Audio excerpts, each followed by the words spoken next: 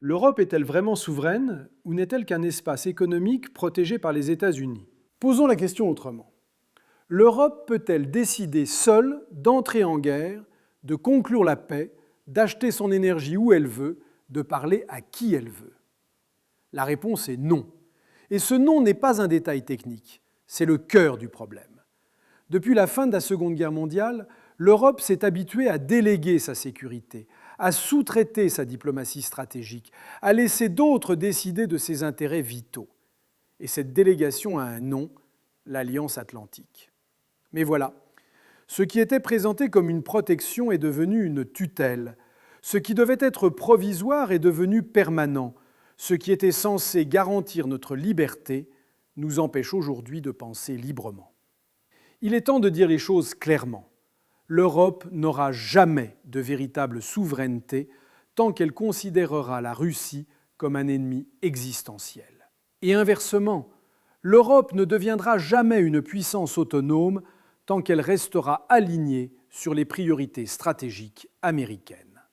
La thèse que je défends ici est simple et, je le sais, profondément dérangeante pour beaucoup.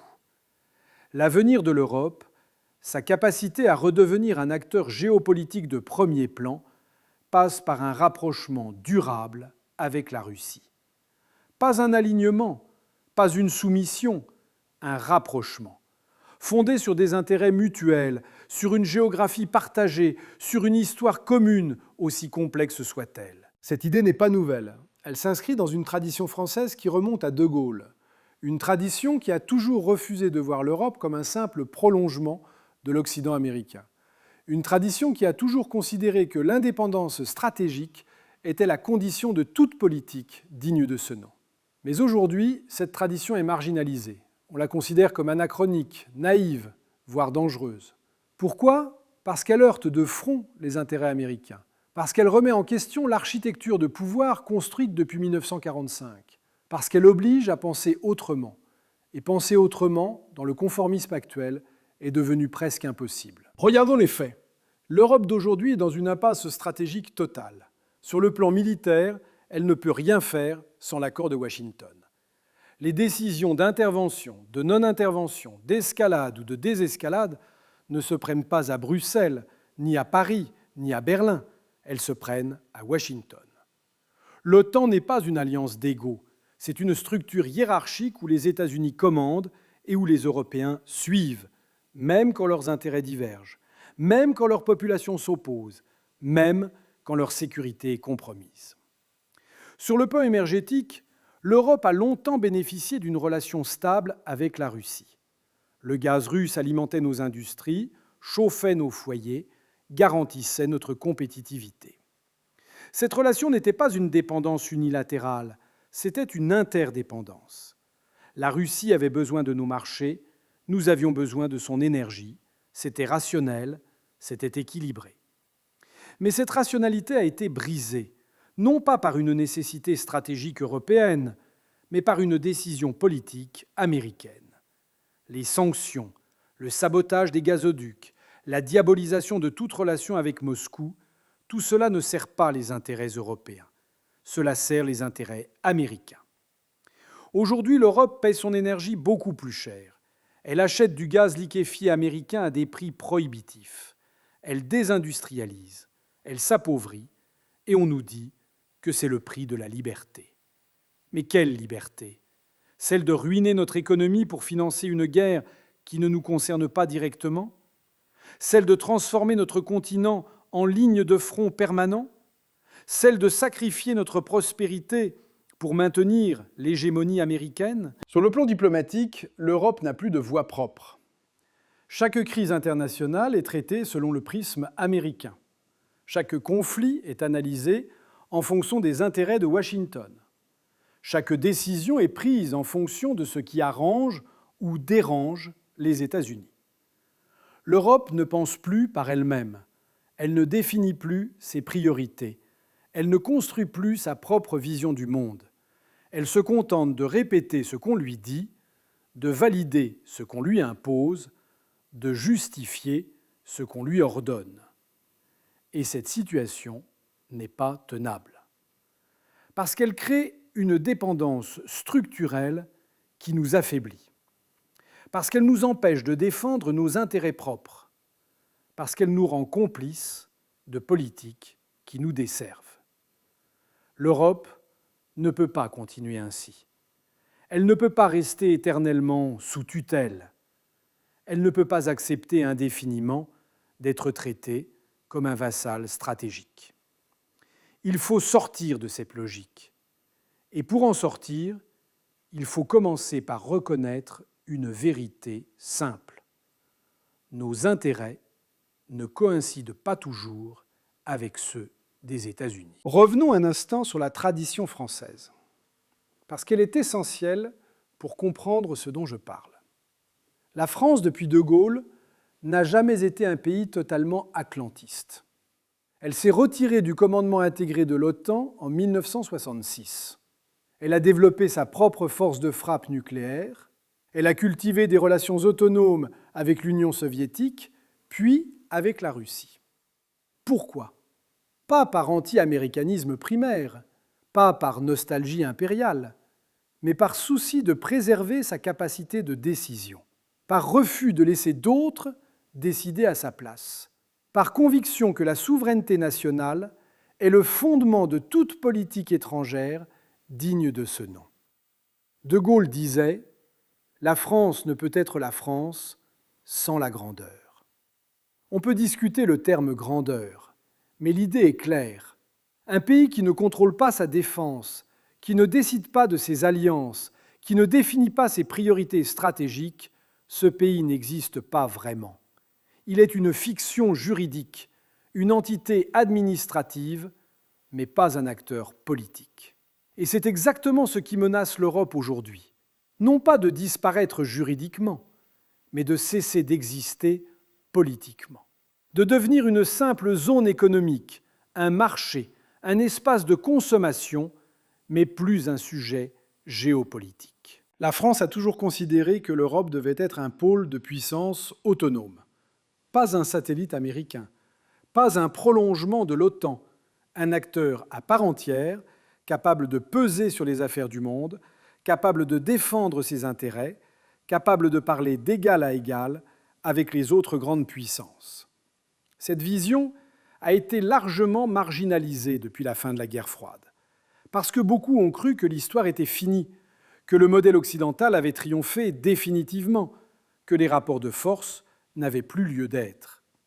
Aujourd'hui, nous payons le prix de cette naïveté. Le monde redevient multipolaire. Les puissances émergentes contestent l'ordre établi. Les conflits se multiplient, les tensions s'exacerbent. Et dans ce contexte, l'Europe reste paralysée. Parce qu'elle n'a pas d'autonomie stratégique, parce qu'elle n'a pas de vision propre, parce qu'elle a délégué sa sécurité à d'autres. Il est temps de reprendre la main. Et reprendre la main, cela signifie repenser nos relations avec la Russie. Parlons maintenant de ce que signifie concrètement un rapprochement avec la Russie. Il ne s'agit pas de former une alliance militaire. Il ne s'agit pas de s'aligner sur Moscou comme certains pays européens se sont alignés sur Washington. Il ne s'agit pas de remplacer une tutelle par une autre. Il s'agit de construire une relation équilibrée, fondée sur des intérêts mutuels, sur une géographie commune, sur une reconnaissance réciproque. Concrètement, cela passe par 3 axes. Premièrement, l'intégration énergétique. L'Europe a besoin d'énergie, la Russie en a en abondance, c'est une complémentarité naturelle. Couper cette relation n'a aucun sens économique. Cela n'a qu'un sens géopolitique américain. Les États-Unis veulent vendre leur gaz liquéfié. Ils veulent affaiblir la Russie. Ils veulent empêcher tout rapprochement eurasiatique. Mais ces objectifs ne sont pas les nôtres. Nous n'avons aucun intérêt à payer notre énergie 3 fois plus cher. Nous n'avons aucun intérêt à désindustrialiser. Nous n'avons aucun intérêt à transformer la Russie en ennemi irréductible. Deuxièmement, le dialogue sécuritaire. La sécurité européenne ne peut pas être construite contre la Russie. Elle doit être construite avec la Russie. C'est une évidence géographique. La Russie fait partie de l'Europe au sens large. Elle partage avec nous un continent. Elle partage avec nous des frontières. Elle partage avec nous des défis communs, le terrorisme, les migrations, la prolifération nucléaire. Ignorer la Russie, la diaboliser, la traiter comme un paria, cela ne la fait pas disparaître. Cela la pousse simplement vers d'autres alliances, vers la Chine, vers l'Asie, vers un monde où l'Europe n'aura plus aucune influence. Est-ce vraiment ce que nous voulons ? Une Russie totalement tournée vers l'Est, totalement hostile à l'Ouest, totalement alignée sur Pékin ? Parce que c'est ce qui est en train de se passer. Et c'est une erreur stratégique monumentale. La Russie est européenne par sa culture, par son histoire, par une partie de sa géographie. La couper définitivement de l'Europe, c'est créer un déséquilibre géopolitique majeur. C'est pousser un acteur nucléaire majeur dans les bras de notre principal concurrent stratégique. C'est se priver de toute capacité d'influence sur un espace qui nous concerne directement. Troisièmement, la stabilité continentale. L'Europe a besoin de paix, de stabilité, de prévisibilité. Elle ne peut pas vivre dans un état de tension permanente. Elle ne peut pas accepter d'être transformée en ligne de front. Elle ne peut pas se permettre des guerres à répétition sur son sol ou à ses portes. Or, la logique actuelle mène exactement à cela. En traitant la Russie comme un ennemi existentiel, en multipliant les sanctions, en armant massivement l'Ukraine, en refusant tout dialogue, nous créons les conditions d'une confrontation prolongée, d'une guerre de position, d'un conflit gelé qui peut durer des décennies. Est-ce vraiment ce que nous voulons ? Une nouvelle guerre froide ? Un rideau de fer permanent ? Des générations sacrifiées à une hostilité sans issue ? La seule solution rationnelle est la négociation, la désescalade, la recherche d'un compromis. Mais cela suppose d'accepter de parler à la Russie, d'accepter qu'elle ait des intérêts légitimes, d'accepter qu'on ne peut pas simplement l'ignorer ou l'écraser. Pourquoi les États-Unis s'opposent-ils à ce rapprochement ? Parce qu'ils ont tout à y perdre. L'hégémonie américaine repose sur une logique simple, diviser pour régner. Empêcher l'émergence de tout bloc continental capable de rivaliser avec eux, empêcher toute intégration eurasiatique. Et le pire cauchemar stratégique américain, celui qu'ils ont toujours cherché à éviter, c'est précisément la combinaison entre la technologie européenne et les ressources russes. Imaginez un instant une Europe qui commercerait librement avec la Russie, qui importerait massivement son énergie à bas coût, qui développerait des projets industriels conjoints, qui construirait une architecture de sécurité commune.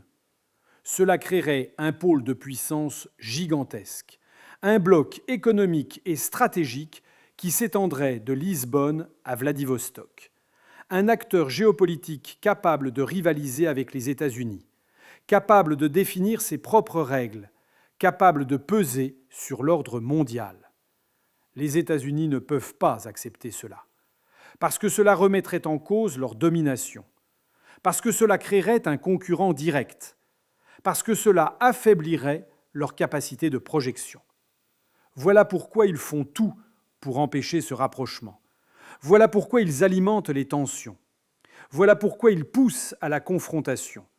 Voilà pourquoi ils sabotent toute tentative de dialogue. L'hégémonie américaine repose sur le contrôle des mers, sur la capacité de projeter de la puissance partout dans le monde, sur le fait que les autres dépendent d'eux pour leur sécurité, pour leur énergie, pour leur commerce. Mais cette hégémonie est contestée par la Chine, par l'émergence de puissances régionales, par la multipolarisation du monde. Et dans ce contexte, maintenir l'Europe sous contrôle devient vital pour Washington. Parce que sans l'Europe, les États-Unis ne peuvent pas prétendre représenter l'Occident. Sans l'Europe, ils perdent leur principal allié économique et militaire. Sans l'Europe, ils deviennent une puissance régionale parmi d'autres. Voilà pourquoi ils s'opposent si violemment à tout rapprochement euro-russe. Parce que ce rapprochement signerait la fin de leur tutelle sur le continent. Parce qu'il créerait un monde véritablement multipolaire où ils ne seraient plus le centre.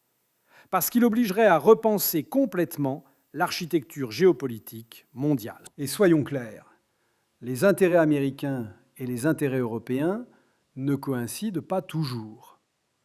Les États-Unis veulent affaiblir la Russie. Nous avons besoin de stabilité à nos frontières. Les États-Unis veulent vendre leur gaz liquéfié. Nous avons besoin d'énergie bon marché. Les États-Unis veulent maintenir leur hégémonie.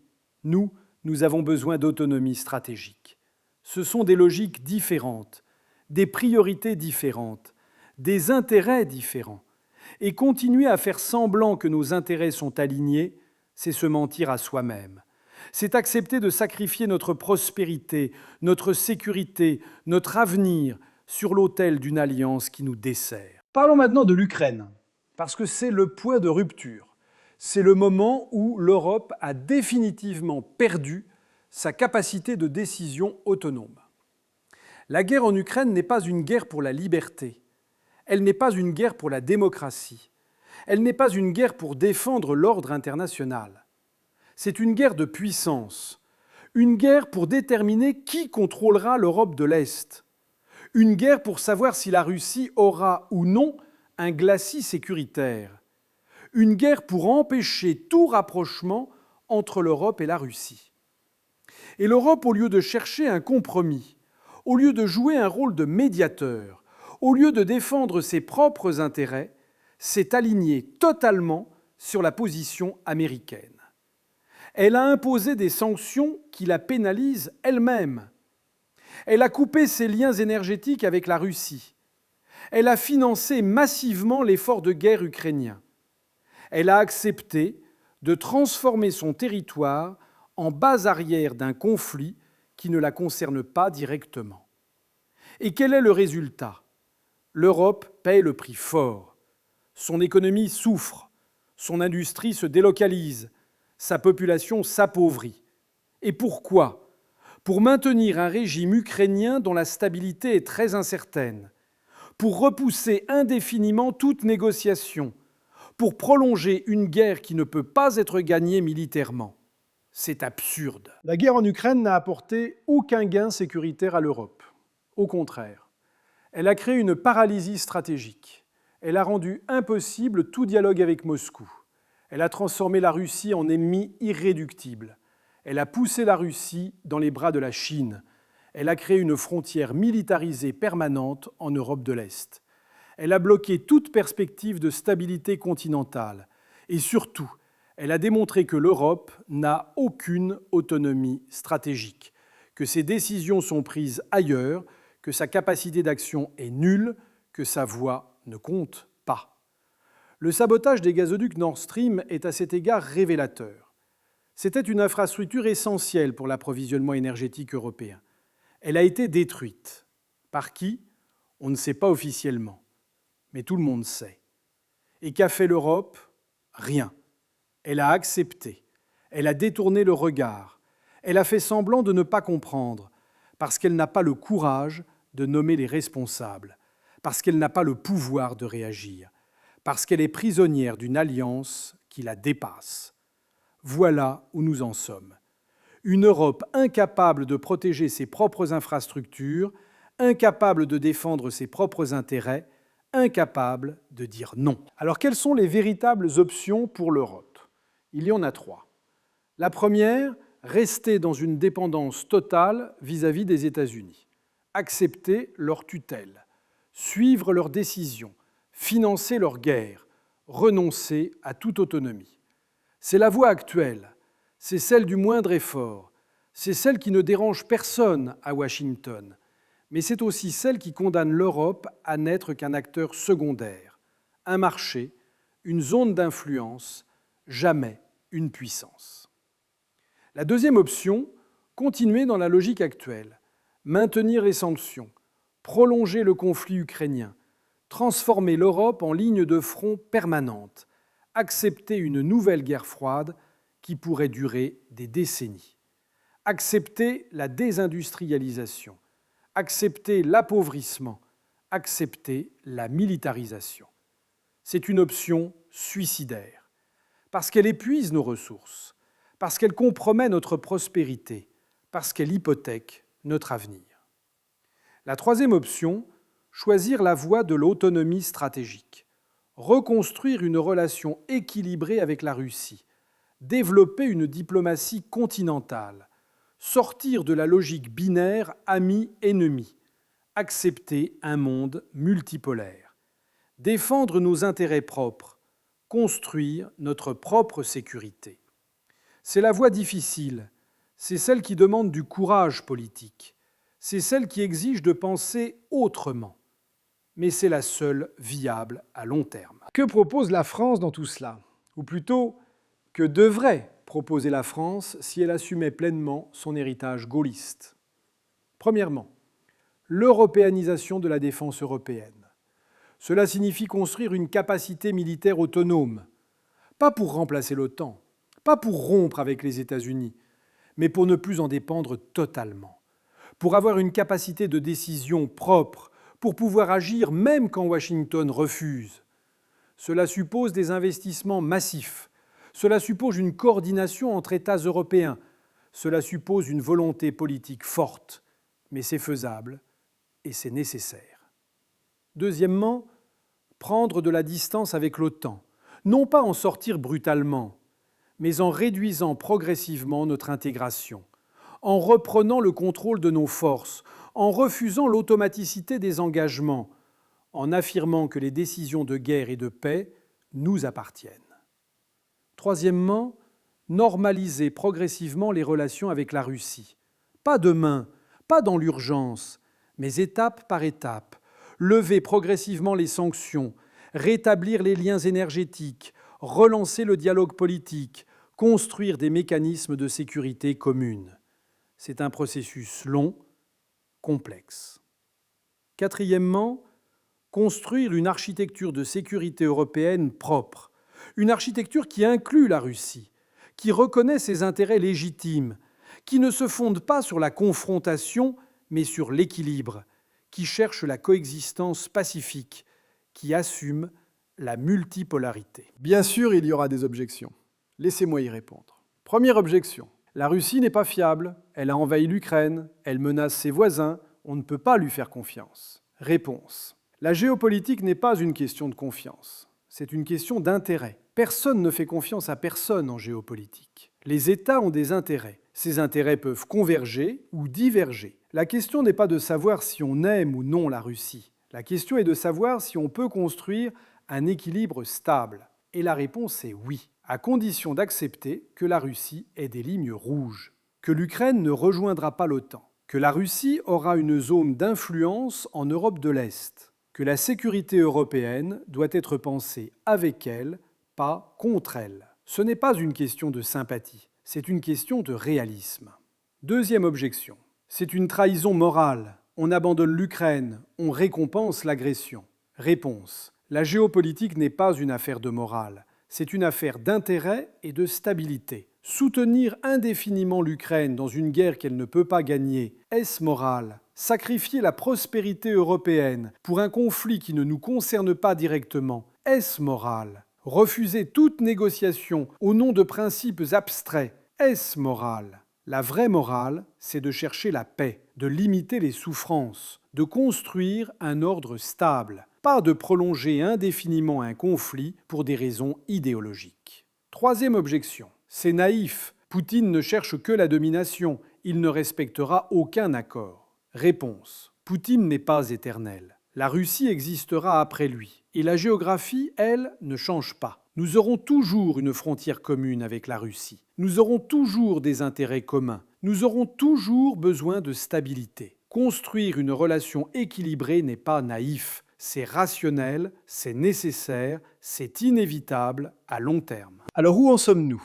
L'Europe est à un moment de choix historique. Elle peut continuer dans la voie actuelle, celle de la dépendance, celle de la tutelle, celle de la délégation de sa sécurité à d'autres. Elle peut accepter d'être une zone économique prospère mais stratégiquement insignifiante. Elle peut se résigner à n'être qu'un marché, un espace de consommation, mais plus un acteur géopolitique. Ou bien elle peut faire un autre choix, celui de l'autonomie, celui de la souveraineté, celui de la capacité à décider par elle-même.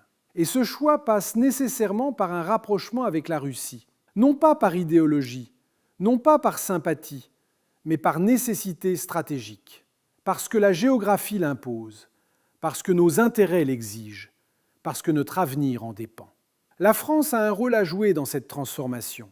Elle peut redevenir la voix de l'autonomie européenne. Elle peut porter un discours différent. Elle peut proposer une autre voie. Mais cela suppose du courage. Cela suppose d'assumer de déplaire à Washington. Cela suppose de briser le consensus atlantiste. Cela suppose de penser à long terme. La question finale est simple. Avrupa, Bashkalarnön Savaşlarını financer edecek? Yoksa kendi kıtasal kaderini mi tayin edecek? Va-t-elle continuer à payer le prix des stratégies américaines ou va-t-elle enfin construire sa propre stratégie? Va-t-elle rester un acteur passif ou va-t-elle redevenir un sujet politique? Le choix lui appartient, mais le temps presse, parce que chaque jour qui passe dans la logique actuelle nous affaiblit un peu plus, nous rend un peu plus dépendants, nous éloigne un peu plus de toute perspective d'autonomie. Il est temps de choisir, il est temps d'oser, il est temps de reprendre notre destin en main.